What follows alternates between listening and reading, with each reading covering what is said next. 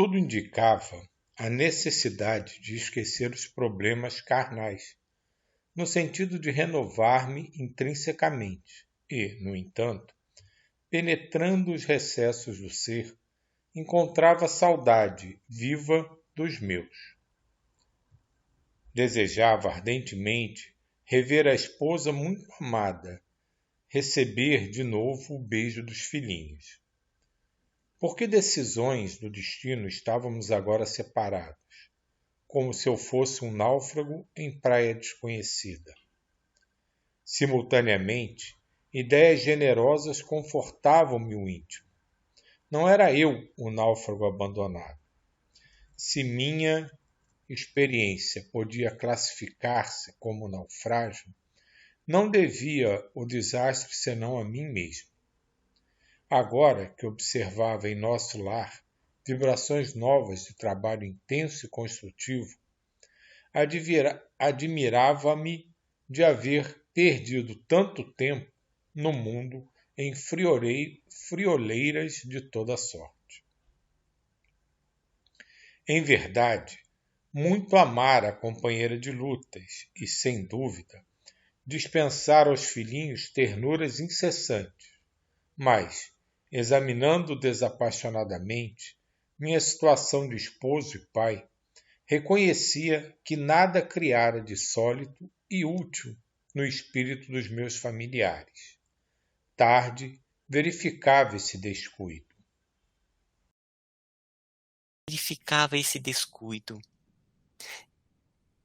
Quem atravessa um campo sem organizar a sementeira necessária ao pão e sem proteger a fonte que sacia a sede, não pode voltar à intenção de abastecer-se. Gente, eu vou só fazer um comentário nessa frase aqui, que eu até parei porque me lembrou muito forte quando ele falou aqui, né? Ah, que reconhecia que nada criara de sólido e útil no espírito dos meus familiares. Aí ele fala, tarde verificava esse descuido. O Chico Xavier, na casa dele, tinha uma vitrola, onde ele colocava, né, os LPs com as musiquinhas que ele gostava, e lá tinha uma frase, né, ele colocou uma frase que era assim, tarde é que se percebe que não amou o bastante.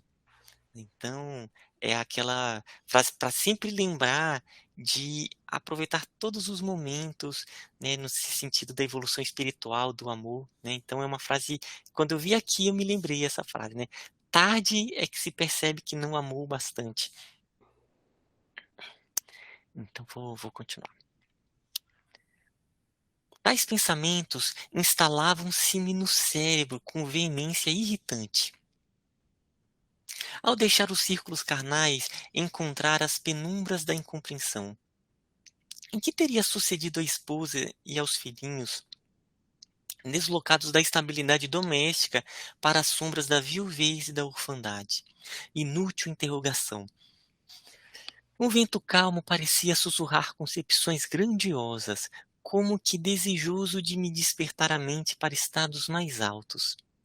Torturavam-me as inquirições internas, mas prendendo-me então aos imperativos do dever justo, aproximei-me da grande cancela, investigando além, através dos campos de cultura. Todo luar e serenidade, Todo luar e serenidade, céu sublime em beleza silenciosa. Extasiando-me na contemplação do quadro, demorei-me alguns minutos entre a admiração e a prece. Instantes depois, divisei ao longe dois vultos enormes que me impressionaram vivamente. Pareciam dois homens de substância indefinível, semiluminosa. Dos pés e dos braços pendiam filamentos estranhos, da cabeça como que se escapava um longo fio de singulares proporções.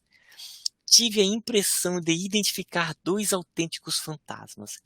Não suportei. Cabelos eriçados, voltei apressadamente ao interior. Inquieto e amedrontado, expus a Narcisa a ocorrência, notando que ela mal continha o riso. Ora essa, meu amigo, disse, por fim mostrando bom humor. Não reconheceu aquelas personagens? Fundamente desapontado, nada consegui responder, mas Narcisa continuou. Também eu, por minha vez, experimentei a mesma surpresa em outros tempos. Aqueles são os nossos próprios irmãos da terra, tratando-se de poderosos espíritos que vivem na carne em missão redentora e podem, como nobres iniciados da eterna sabedoria, abandonar o veículo corpóreo, transitando livremente nossos planos. Os filamentos e fios que observou são singularidades que os diferenciam de nós outros. Não se arreceie, portanto. Os encarnados que conseguem atingir essas paragens são criaturas extraordinariamente espiritualizadas, apesar de obscuras ou humildes na terra. E encorajando-me bondosamente acentuou: Vamos até lá. Temos 40 minutos depois da meia-noite. Os samaritanos não podem tardar. Satisfeitos, voltei com ela ao grande portão. Lobrigava-se ainda a enorme distância os dois vultos que se afastavam de nosso lar tranquilamente. A enfermeira contemplou-os, fez um gesto expressivo de reverência e exclamou: Estão envolvidos em claridade azul. Devem ser dois mensageiros muito elevados na esfera carnal, em tarefa que não podemos conhecer. Ali estivemos minutos longos, parados na contemplação dos campos silenciosos. Em dado momento, porém, a bondosa amiga indicou um ponto escuro no horizonte enluarado e observou. Lá vêm eles. Ah, já que agora vai mostrar os samaritanos trazendo, né, os espíritos, eu vou só comentar sobre essa parte dos espíritos encarnados que, né, chegaram lá em nosso lar. É tão bonito, né? Então, são espíritos que eles conseguem, pelo desdobramento, já estão tão em sintonia com o aspecto espiritual que, que já vão, né, eles já se deslocam para cidades espirituais, para trabalhos, para participar de palestras, de cursos. E é interessante, né, esse aspecto dos fios, né, que é chamado, né, de fio de prata. Quando a gente se desdobra, né, então esses filamentos, é chamado de fio de prata. Parece que é só um fio, mas não é, né? Tem alguns fios que são mais fortes, uns que se conectam aqui, em outros pontos, né? Ali falou na cabeça e nas pernas, né? Ah, eu acho que foi até nas pernas, enfim, eu esqueci aonde que foi, mas um deles era na cabeça.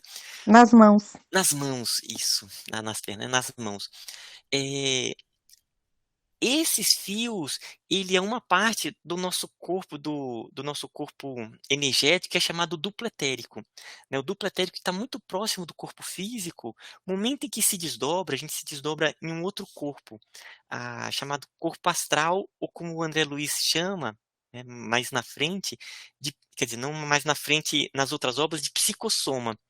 E o duplo etérico, que ele é um corpo mais de energia vital, né, a gente está absorvendo prana, essas energias vitais, está muito relacionado a esse duplo etérico. E no momento em que o corpo astral ele se desdobra, o duplo etérico ele serve como conexão, sabe? Então ele é como se fosse vai esticando e é o que conecta a pessoa, o espírito ainda ao corpo. Qualquer coisa que acontece ao corpo, rapidamente ele puxa, né, e a pessoa retorna. Então acontece isso, né? Ele vai andando lá na cidade, que chega com todo essas conexões que os espíritos ali já não têm mais. No momento em que o corpo morre, o duplo etérico ele se desfaz. Então ele não fica mais com essas conexões, né? Então é uma forma que no mundo espiritual eles identificam o encarnado do desencarnado. Eu vou continuar então. Lá vêm eles. Identifiquei a caravana que avançava em nossa direção, sobre a claridade branda do céu. De repente, ouvi o ladrar dos cães a grande distância.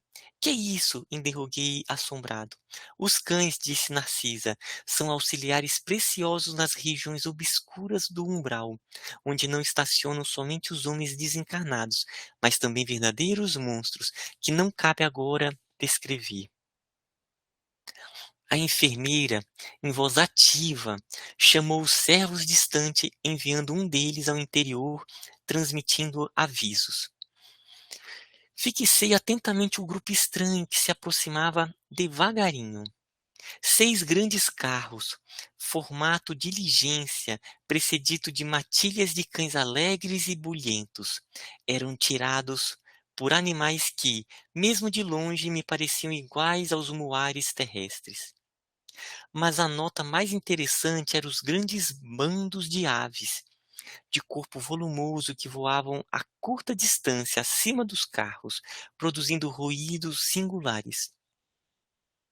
Dirigi-me incontinente a Narcisa perguntando: onde o aeróbus? Não seria possível utilizá-lo no umbral? Dizendo-me que não, indaguei as razões. Sempre atenta, a enfermeira explicou. Questão de densidade da matéria.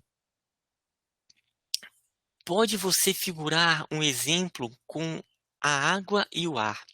O avião que fende a atmosfera do planeta não pode fazer o mesmo na massa equórea.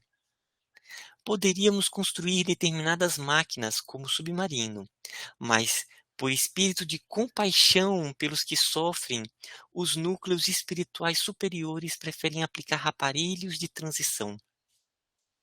Além disso, em muitos casos, não se pode prescindir da colaboração dos animais. Como assim? Perguntei surpreso. Os cães facilitam o trabalho. Os muares suportam cargas pacientemente e fornecem calor nas zonas onde se faça necessário.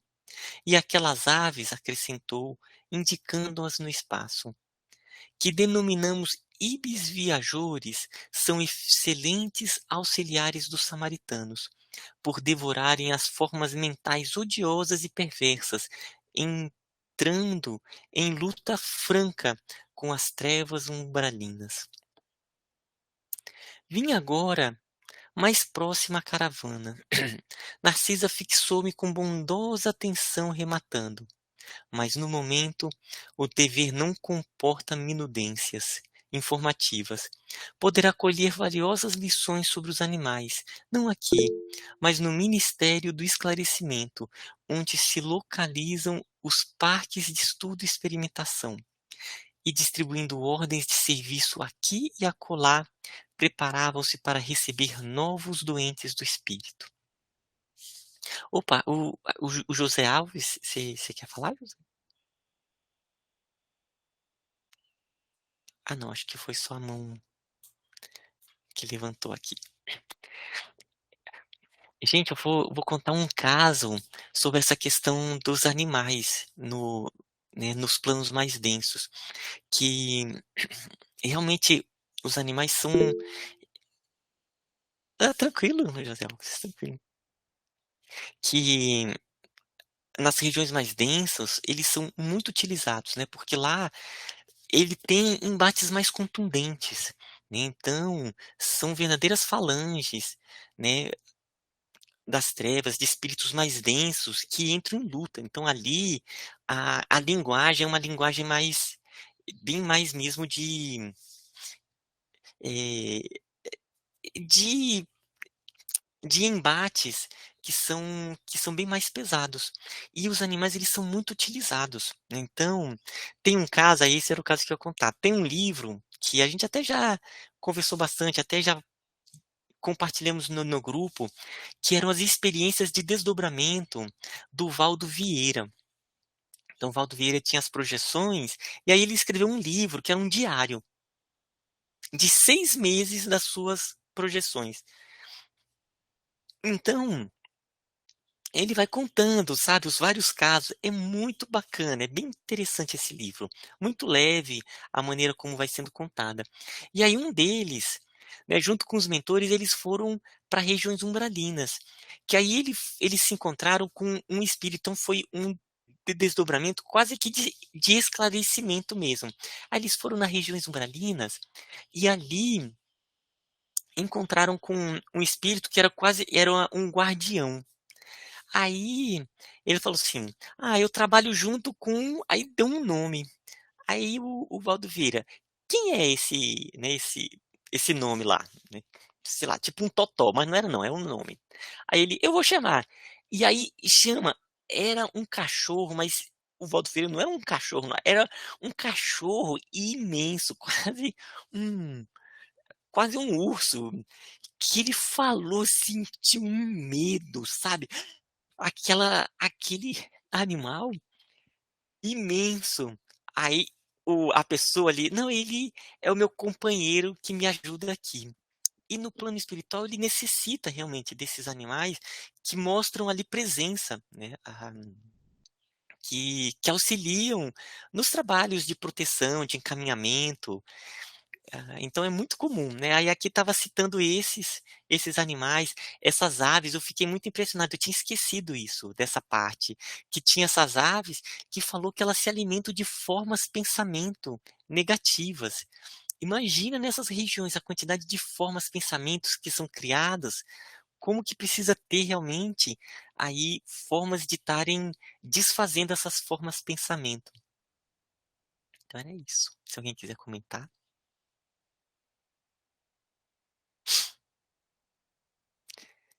Então vou continuar. Os recém-chegados do umbral estancaram as matilhas de cães ao nosso lado, conduzidas por trabalhadores de pulso firme. Daí a minuto, estávamos todos enfrentando os enormes corredores de ingresso às câmaras de retificação. Servidores movimentavam-se apressados. Alguns doentes eram levados ao interior, sob amparo forte. Não somente Narcisa, Salúcio e outros companheiros se lançavam à lide, cheios de amor fraternal, mas também os samaritanos mobilizavam todas as energias no afã de socorrer. Alguns enfermos portavam-se com humildade e resignação. Outros, todavia, reclamavam em altas vozes. Atacando igualmente o serviço, notei que uma velhota procurava descer do último carro, com muita dificuldade. Observando-me perto, exclamou espantada: "Tenha piedade, meu filho. Ajude-me, por amor de Deus." Aproximei-se, aproximei-me com interesse. "Cruzes, credo!" Continuou benzendo-se. "Graças à providência divina, afastei-me do purgatório. Ah, que malditos demônios lá me torturavam! Que inferno! Mas os anjos do Senhor sempre chegaram." Ajudei a descer, tomado de extrema curiosidade. Pela primeira vez ouvi a referência ao inferno e ao purgatório, partidas de minha partidas de uma boca que me parecia calma e ajuizada. Talvez obedecendo mais à malícia que me era peculiar, interroguei: "Vem assim de tão longe?" Falando desse modo, afetei ares de profundo interesse fraternal, como costumava fazer na terra, olvidando por completo. Naquele instante, as sábias recomendações da mãe de Lísias.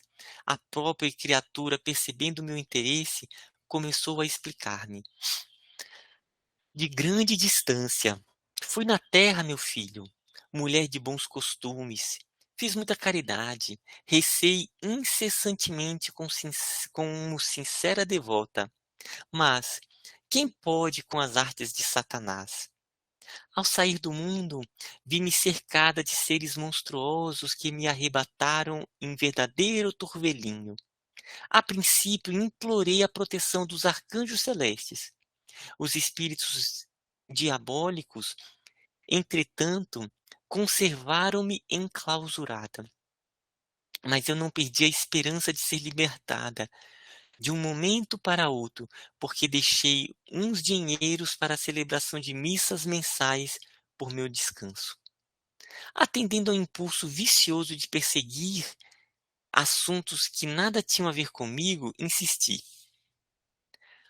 Como são interessantes as suas observações, mas não procurou saber as razões de sua demora naquelas paragens?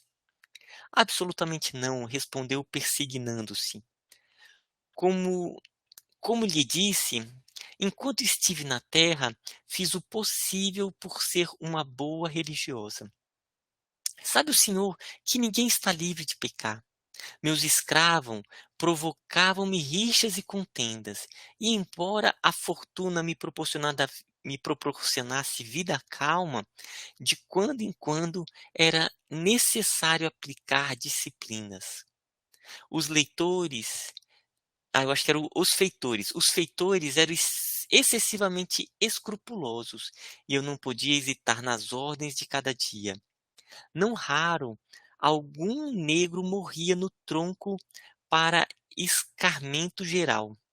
Em outras vezes, era obrigado a vender as mães cativas, separando-as dos filhos, por questões de harmonia doméstica.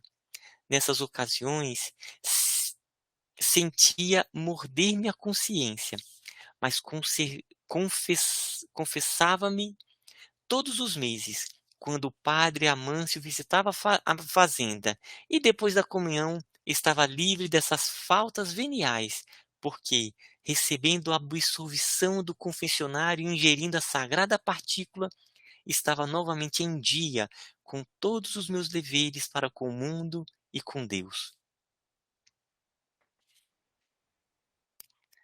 A essa altura, escandalizado com a exposição, comecei a doutrinar.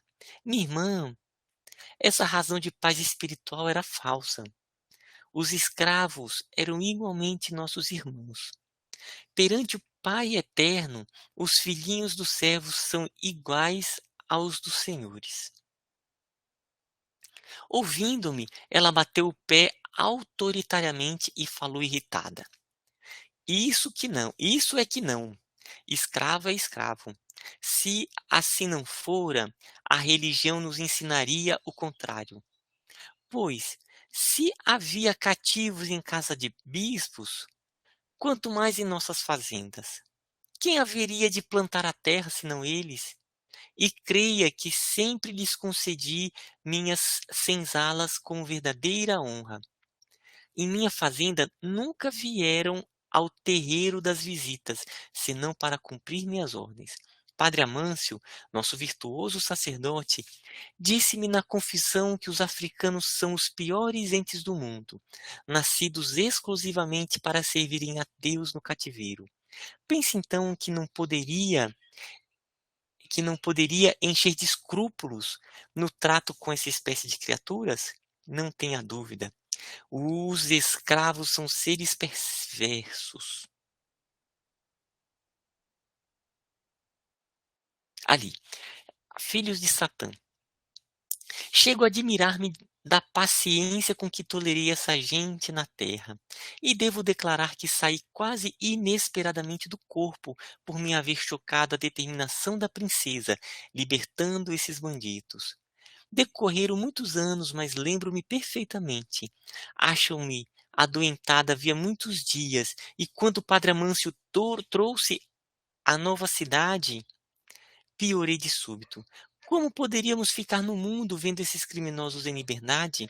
Certo, eles desejariam escravizar-nos por sua vez, e a servir a gente dessa laia, não seria melhor morrer? Recordo que me confessei com dificuldade. Recebi as palavras de conforto do nosso sacerdote, mas parece que os demônios não são também africanos e viviam a espreitas, sendo eu interrogada a sofrer-lhes a presença até hoje.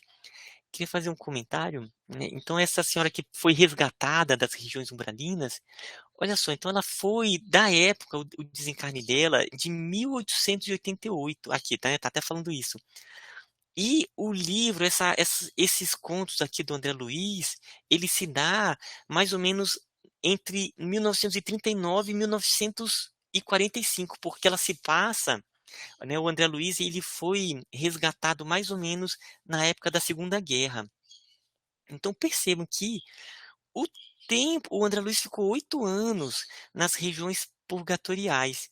O tempo que ela ficou ali, né, nesse pesadelo dela, até aos poucos começar a se preparar para ser recebida, né. Então, foram aí uns 60 anos, né, naquele pensamento, né, de pesadelo dela nas regiões mais densas, até se preparar para ser resgatada e agora vai passar por todo um trabalho de esclarecimento, de crescimento. Mas ela não Então mudou muita coisa do começo ela segue pensando a mesma coisa. Deve ter continuado no umbral lá até aprender. o que acontece?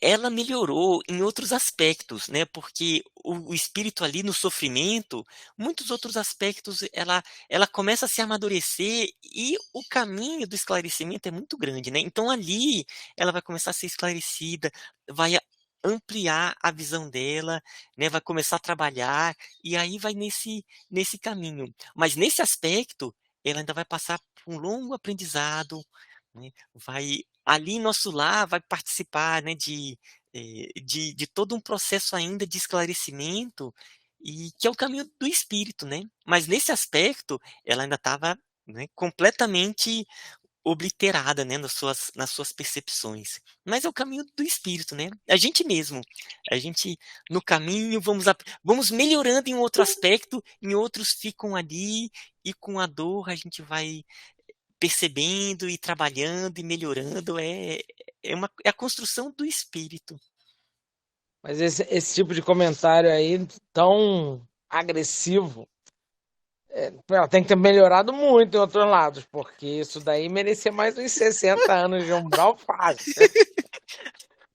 Mas olha, lembre-se que nosso lar é uma cidade que ela realmente a cidade ali, né, muito é ligada aos planos densos mesmo, né, nosso lar não é uma cidade bendita.